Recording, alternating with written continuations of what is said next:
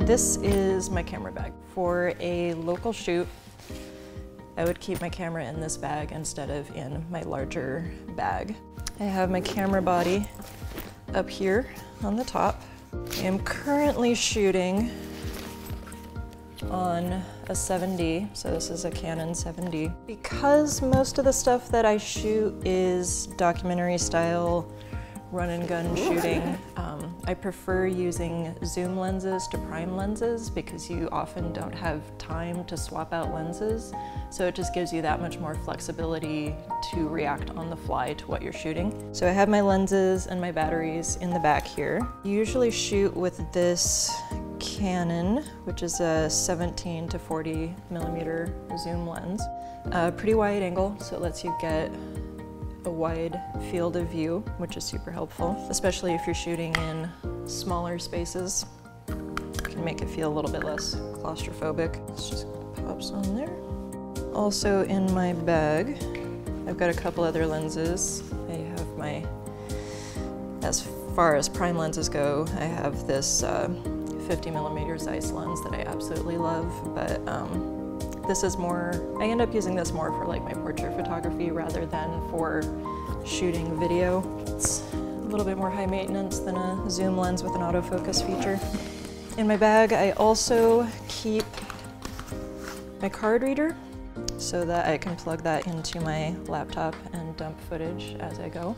This card reader will read both the compact flash cards and SD cards, which is super handy. This is a Rocketfish card reader. And it has this cool pivoting USB arm. So if you have other things plugged into your laptop, you have a lot of options of how to make everything fit. And most importantly, I have my multi-tool. So this is a Leatherman Skeletool, and I absolutely adore this. This is so handy. It has a screwdriver and it has interchangeable heads, so you can swap out flat head for Phillips head. It has pliers, which can come in handy. I use the flathead screwdrivers quite a bit for my quick release plates. The shoulder mount, the shoulder brace, has its own plate, and that just hooks on there. Tighten that down, and then this just slides back on here.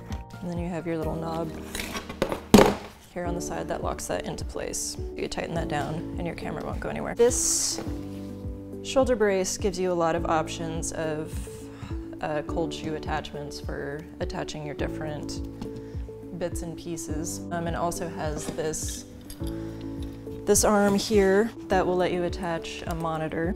Definitely encourage you to use a monitor when you're shooting.